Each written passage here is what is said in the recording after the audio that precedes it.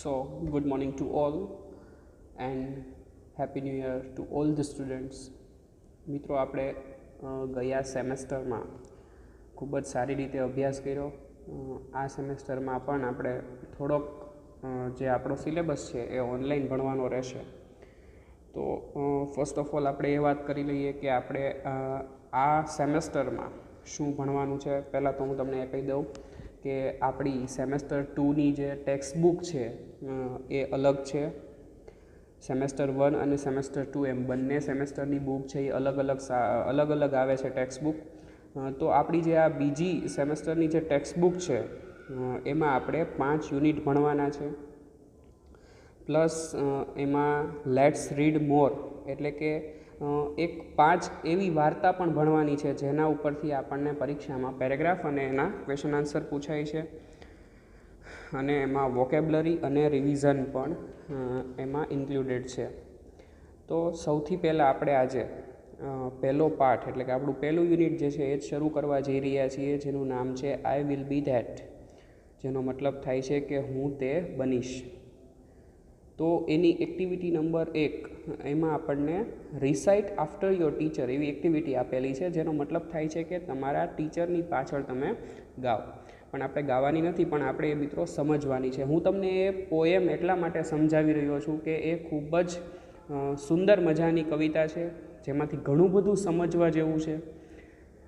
એક બાળક સાથે જોડાયેલી આ કવિતા છે. એટલે આપણે સૌથી પહેલાં એ પોએમ સમજીશું અને ત્યાર પછી એની ઉપરથી જે આપણને MCQ આપેલા છે એ સમજીશું. આજના વિડીયો લેક્ચરમાં આપણે માત્ર આટલું કામ જ કરવાનું છે. તો બ્રાયન પેટનની આપણને એક પોએમ આપેલી છે આપણા ટેક્સ્ટ બુકમાં. પહેલાં જ પેજ ઉપર જે યુનિટ શરૂ થાય છે ત્યાં જ યુનિટનું નામ છે આઈ વિલ બી ધેટ એટલે કે હું તે બનીશ. So let's start our poem. I told them, when I grow up, I am not going to be a scientist or someone who reads the news on TV. No, I want to be free. I am going to be a tree. They said, you can't, no, you can't be that. આપણને ખબર છે કે કોઈ પણ નાની ઉંમરના છોકરા છે, એટલે કે તમારી જેટલી ઉંમર જો હોય છોકરાની, અને આપણે એને પૂછીએ કે તમારે શું બનવાનું છે, તો આપણને દરેક છોકરાઓ પાસેથી, દરેક સ્ટુડન્ટ પાસેથી અલગ અલગ જવાબ મળે છે કે ભાઈ અમારે મોટા થઈને આ બનવાનું છે, અમારે મોટા થઈને ઇન ફ્યુચરમાં આ કામ કરવાનું છે. તો એવી જ રીતે અહીંયા પણ એક છોકરો છે એ પોતાની વ્યથા દર્શાવી રહ્યો છે કે એને મોટા થઈને શું બનવું છે.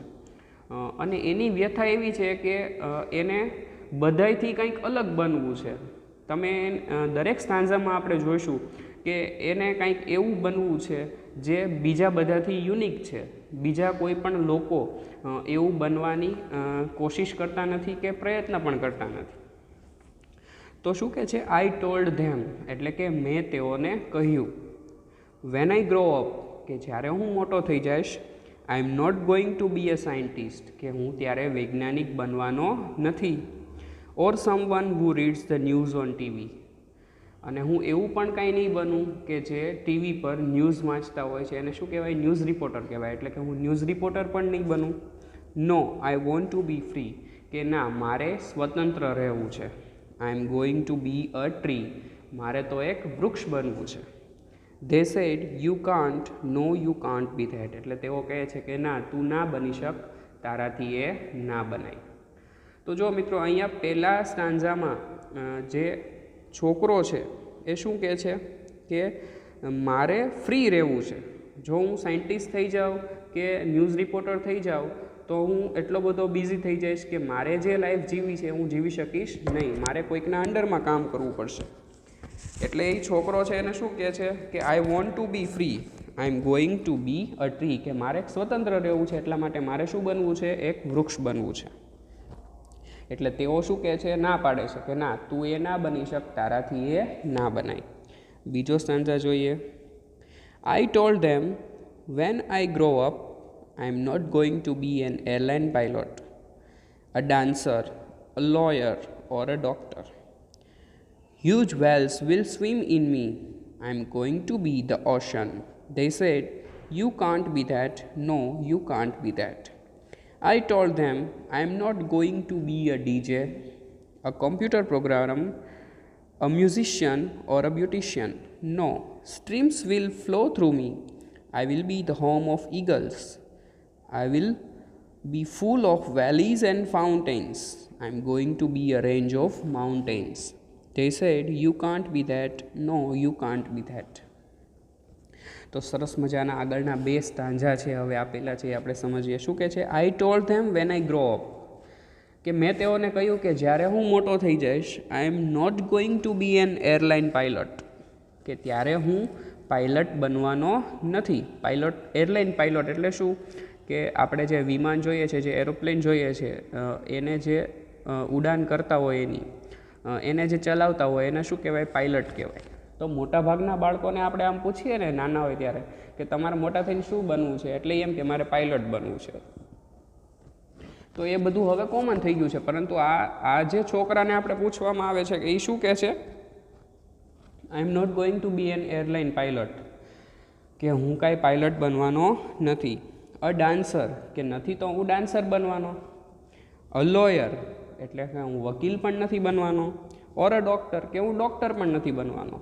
તો જો મિત્રો, આ સ્ટાન્જામાં આ લાઇનમાં જેટલા ઓક્યુપેશન આવ્યા એ બધા કેવા છે? કોમન છે. તમે કોઈ પણ છોકરાને પૂછો એટલે એ આ પાંચમાંથી જ એક વસ્તુ કહે કે મારે ડૉક્ટર બનવું છે, મારે ડાન્સર બનવું છે, મારે લોયર બનવું છે, વકીલ બનવું છે, કે મારે પાયલોટ બનવું છે. બરાબર? પણ આ છોકરાને એવું કાંઈ બનવું નથી. Huge whales will swim in we. I am going to be the ocean, એટલે એ છોકરો શું કહે છે? કે મોટી વિશાળ જે વેલ માછલી હોય છે એ મારામાં તરે, એટલે મારી અંદર એ સ્વિમ કરે. I am going to be the ocean, કે મારે એવું મહાસાગર બનવું છે. જો આ છોકરાનું સપનું કેટલું બધું વિશાળ છે, એને કેટલું બધું વિચારી રાખ્યું છે, એનું ઇમેજિનેશન કેટલું સરસ છે, કે એને શું બનવું છે? તો કે એને એક વિશાળ મહાસાગર બનવો છે, જેથી કરીને શું થશે? કે મોટી મોટી વેલ માછલી જે છે એ એની અંદર તરશે. They said, You can't be that. No, you can't be that. એટલે એ લોકો શું કહે છે? કે ના, તું ના બની શક, તારાથી એ ના બનાય. તો દરેક વખતે છોકરો કંઈક ને કંઈક જિજ્ઞાસા વૃત્તિ સાથે કહે છે કે મારે આ બનવું છે, મારે આ બનવું છે, પરંતુ એને સામેથી શું કહેવામાં આવે છે? કે ના, તું એ ના બની શક, તારાથી એ ન બનાય. આગળ વધીએ. I told them I am not going to be a DJ, a computer programmer, a musician or a beautician. No, streams will flow through me. I will be the home of eagles. I will be full of valley and fountains. I am going to be the range of mountains. એટલે આગળના સ્ટાન્ઝામાં છોકરો છે એ પાછો again કહે છે. શું કહે છે? I told them I am not going to be a DJ, એટલે મેં તેઓને કહી દીધું કે હું કાંઈ ડીજે બનવાનો નથી. જો મિત્રો, ડીજે એટલે શું થાય? ડીજે એ શોર્ટ ફોર્મ છે. ડીજેનું ફૂલ ફોર્મ થાય ડિસ્ક જોકી. આપણે બધા ડીજેથી પરિચિત છીએ, પણ આપણે સાચી રીતે પરિચિત નથી. આપણે ડીજે એટલે શું? કે પેલો ભાઈ મોટું વાહન આવે ને એની અંદર 5-6 પેટીઓ પાછળ મૂકી હોય અને એમાં જે સાઉન્ડ વાગતું હોય એને આપણે જનરલી ડીજે સમજતા હોઈએ છીએ. પરંતુ ડીજે એ એક વ્યક્તિનું શોર્ટ ફોર્મ છે, એનું ઓક્યુપેશન છે ડીજે, ડિસ્ક અને જોકી. જેવી રીતે એફએમમાં, રેડિયોમાં જે લોકો કામ કરતા હોય એને આરજે કહેવાય, રેડિયો જોકી. એવી રીતે ડીજેનું જે કામ કરતા હોય એને ડિસ્ક જોકી કહેવાય. એટલે છોકરો એમ કહે છે કે હું ડિસ્ક જોકી પણ નથી બનવાનો. અ કોમ્પ્યુટર પ્રોગ્રામર, કે હું કોઈ કોમ્પ્યુટર પ્રોગ્રામર પણ નથી બનવાનો. અ મ્યુઝિશિયન ઓર અ બ્યુટિશિયન, કે હું કોઈ સંગીતકાર પણ નહીં બનું અને બ્યુટિશિયન પણ નહીં બનું. બ્યુટિશિયન એટલે જે બ્યુટી પાર્લરનું કામ કરતા હોય એ લોકો. કે હું મોટો થઈને એવું કાંઈ બનવાનો નથી. શું ના પાડી? તો કે ડીજે બનવાની ના પાડી, કોમ્પ્યુટર પ્રોગ્રામર બનવાની ના પાડી, મ્યુઝિશિયન બનવાની ના પાડી અને બ્યુટિશિયન બનવાની પણ ના પાડી. No, streams will flow through me. Streams એટલે ઝરણાઓ. જે પહાડમાંથી નાના નાના ઝરણાઓમાં પાણી વહેતું હોય એને સ્ટ્રીમ્સ કહેવાય. એટલે શું કહે છે? સ્ટ્રીમ્સ વિલ ફ્લો થ્રુ મી, કે આવા ઝરણાઓ છે એ મારી અંદરથી વહેશે. I will be the home of eagles, કે મારે ઈગલ્સનું ઘર બનવું છે. આપણને ખબર છે કે ઈગલ છે એ મોટા મોટા પહાડ હોય એની ઉપર જ એનું ઘર હોય, એ કોઈ વૃક્ષ પર ના હોય. એટલે એ શું કહે છે? કે આવા નાના નાના ઝરણાઓ છે એ મારી અંદરથી વહે, ઈગલ્સ જે છે એનું મારે ઘર બનવું છે. I will be full of valley and fountains, કે મારામાં ઘણી બધી ખીણો હોય અને ફાઉન્ટેનનો મિનિંગ થાય છે ફુવારા, પણ આપણે એને એક ધોધ રૂપે સમજશું કે મારામાં ઘણી બધી ખીણ હોય અને મારી ઉપરથી ઘણા બધા ધોધ છે એ વહેતા હોય. I am going to be a range of mountains, કે મારે પર્વતમાળા બનવું છે. જો દરેક વખતે એને જે બનવું છે એ બધી બાબતો કેવી છે? કુદરતી બાબતો છે. પહેલી વખતે એને શું કીધું કે મારે ટ્રી બનવું છે, પછી એને એમ કીધું કે મારે ઓશન બનવું છે, પછી એમ કીધું કે મારે માઉન્ટેન્સ એટલે જે એની રેન્જ ઓફ માઉન્ટેન્સ છે એ બનવું છે. તો એ બધી બાબતો કેવી છે? તો કે કુદરતી છે. વૃક્ષ છે, મહાસાગર બનવું, પછી પર્વત માળા બનવી છે, તો એ બધી બાબતો કેવી છે? કુદરતી છે. તો આ જે બાળક જે છે એને શું બનવું છે? આવી બધી બનવું છે કે વૃક્ષ બનવું છે, મહાસાગર બનવું છે કે પર્વતમાળા બનવું છે. પરંતુ આ વખતે પણ સામેથી એને શું કહેવામાં આવે છે? They said you can't be that, no you can't be that, કે ના, તું એ ના બની શક, તારાથી એ ના બનાય. ત્યાર પછી મિત્રો છેલ્લો આપણો જે સ્ટાન્ઝા છે એ હવે આવી રહ્યો છે. જો સ્ટાન્ઝા એટલે શું એમ તમને સમજાવી દઉં કે જ્યારે કવિતા હોય એમાં આવી રીતે 4-5 લાઇનનો સમૂહ આપેલો હોય એને સ્ટાન્ઝા કહેવાય, અને પાઠ હોય તો એમાં આવી 5-6 લાઇનનો સમૂહ આપ્યો હોય એને આપણે શું કહીએ છીએ? પેરેગ્રાફ કહીએ છીએ, બરાબર.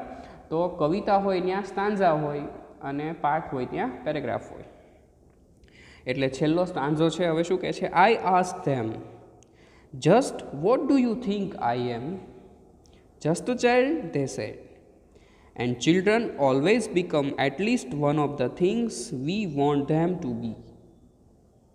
જો કેટલી સરસ મજાની આજે એને વાત કરીએ, કેટલી સરસ મજાની છે. શું કહે છે? આઈ આસ્ક ધેમ, એટલે હવે છોકરો છે, હવે બાળક જે છે એ શું થઈ જાય છે? ગુસ્સે થઈ જાય છે, કારણ કે એને દરેક વખતે ના પાડવામાં આવે છે કે ના, તારાથી આ ના થઈ શકે, તું આ ના બની શક.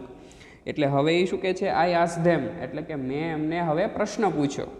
Just what do you think I am, એટલે તમે લોકો શું વિચારો છો હું શું છું? Just a child they said, એટલે એમ કીધું કે તું માત્ર બાળક છો.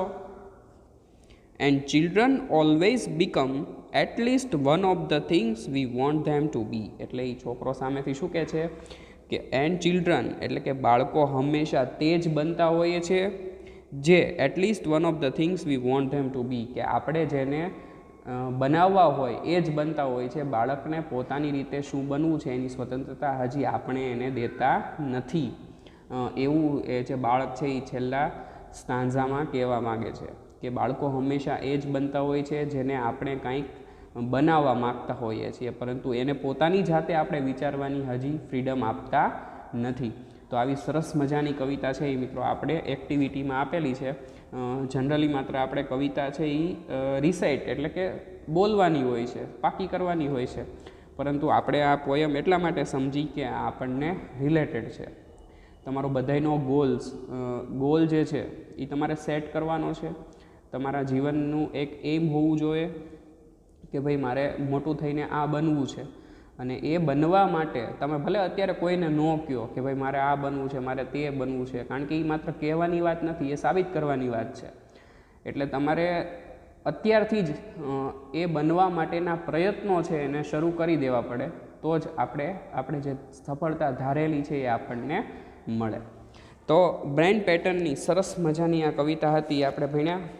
ત્યાર પછી આપણને એક એક્ટિવિટી આપી છે, choose and tick the correct option. તો એ આપણે જોઈએ. એમાં પહેલો પ્રશ્ન છે, what does the child want to B in the first stanza, એટલે કે બાળક પહેલા સ્ટાન્ઝામાં શું બનવા માગે છે. એમાં ઓપ્શન આપેલા છે tree, the ocean, a scientist. તો એ શું બનવા માગે છે? પહેલા સ્ટાન્ઝામાં અ ટ્રી, એક વૃક્ષ બનવા માગે છે, કારણ કે એને ફ્રી રહેવું છે એટલા માટે. ત્યાર પછી છે what should swim in the child. બીજો પ્રશ્ન છે કે બાળકની અંદર શું તરે છે. તો એને શું કીધું હતું? ઓપ્શન એ ફિશ, વીડ્સ અને વેલ્સ. તો આપણને શું આવશે એનો જવાબ? Option number C, whales. ત્યાર પછી ત્રીજી ખાલી જગ્યા છે, blank has valley and fountains, કે વેલી અને ફાઉન્ટેન્સ છે એ શેમાં હશે? તો કે A mountain, B the ocean અને સી અ હાઉસ. તો એ શેમાં હશે? એ માઉન્ટેનમાં. ત્યાર પછી છે the child wants to be blank in the third stanza, કે ત્રીજા સ્ટાન્ઝામાં બાળક છે એ શું બનવા માગે છે. તો ત્રીજા સ્ટાન્ઝામાં એને શું બનવું હતું? ડૉક્ટર, બ્યુટિશિયન કે માઉન્ટેન રેન્જ? તો એમાં શું આવશે? Mountain range. કે બાળકને ત્રીજા સ્ટાન્ઝામાં છે એ માઉન્ટેન રેન્જ એટલે પર્વતમાળા છે એ બનવું હતું. તો મિત્રો અહીંયા આપણે એક્ટિવિટી છે એ પૂરી કરી. ત્યાર પછી હવે મારે તમને એ સમજાવવાનું છે કે પોયમ્સ હોય, ઘણી બધી કવિતાઓ હોય, તો એમાં આપણને રાઇમિંગ વર્ડ્સ આપેલા હોય. રાઇમિંગ વર્ડ્સ એટલે શું થાય? તો કે એક શબ્દ બીજા શબ્દ સાથે રાઇમ કરે, એને શું કહેવાય? રાઇમિંગ્સ વર્ડ કહેવાય. રાઇમિંગ એટલે શું? તો કે જેનું ઉચ્ચારણ છે એ કંઈક ને કંઈક અંશે સમાન થતું હોય. પાછળના છેલ્લા બે શબ્દો આવતા હોય એનું સમાન થતું હોય, વચ્ચેના શબ્દોનું સમાન થતું હોય, અથવા તો શરૂઆતના શબ્દોનું જે ઉપર નીચે લાઈન આપેલી હોય એમાં સમાન થતું હોય, એવા શબ્દો છે એને શું કહેવાય? રાઇમિંગ્સ વર્ડ કહેવાય. તો આપણે આ પોએમ જે છે એમાંથી આપણે રાઇમિંગ વર્ડ્સ છે એ આપણે ગોતીએ કે કેવા કેવા શબ્દો છે એ રાઇમ થઈ શકે એમ છે. તો સૌથી પહેલો શબ્દ છે એ કયો થશે એ આપણે જોઈએ. તો સૌથી પહેલો શબ્દ છે એમાં હું અહીંયા અંડરલાઇન કરું છું કે પહેલો શબ્દ થશે ફ્રી અને ટ્રી. તો આ બંને કેવા વર્ડ્સ છે? રાઇમિંગ વર્ડ્સ છે. કે એક બાજુ શું છે? ફ્રી, તો એનો રાઇમિંગ વર્ડ શું થાય છે? ટ્રી. તો આમાં તમે જુઓ કે માત્ર આગળનો છે એફ અને ટી છે એમાં જ તફાવત છે. બાકીના છેલ્લા ત્રણ જે આલ્ફાબેટ્સ છે એ કેવા છે? સિમિલર છે. અને એનું ઉચ્ચારણ કરીએ તો પણ પાછળનો જે અક્ષર પાછળનું જે ઉચ્ચારણ આવે છે કેવું આવે છે? સમાન આવે છે, ફ્રી અને ટ્રી. બરાબર. ત્યાર પછી બીજું જોઈએ આપણે. હવે જે નેક્સ્ટ સ્ટાન્ઝા હતા એમાંથી આપણે જોઈએ કે એમાં કયા કયા શબ્દો છે એ રાઇમિંગ્સ એની મળે છે. તો કે I am not going to be an airline pilot, dancer, a lawyer or doctor. Huge whales will swim in me, I am going to be the ocean. તો એમાં આપણને કોઈ પણ રાઇમિંગ વર્ડ્સ છે એ મળતો નથી. પછીનો સ્ટાન્ઝા તો એ જોઈએ આપણે કે એમાં કોઈ રાઇમિંગ વર્ડ્સ છે કે નહીં. તો કે I told them I am not going to be a DJ, a computer programmer, musician or a beautician. તો આમાં બે શબ્દો છે એનું રાઇમ થાય છે. કયા બે શબ્દો છે? તો કે મ્યુઝિશિયન અને બ્યુટિશિયન. બંને શબ્દો છે એ કેવા છે? રાઇમિંગ વર્ડ્સ છે. કે એના જે ઉચ્ચારણ છે એ લગભગ સિમિલર છે, મ્યુઝિશિયન અને બ્યુટિશિયન. ત્યાર પછીનો જે શબ્દ છે એ આપણે જોઈએ તો બીજો શબ્દ શું થશે? Streams will flow through me, I will be the home of eagles, I will be full of valley and fountains. હા, તો ફાઉન્ટેન્સ શબ્દ જે છે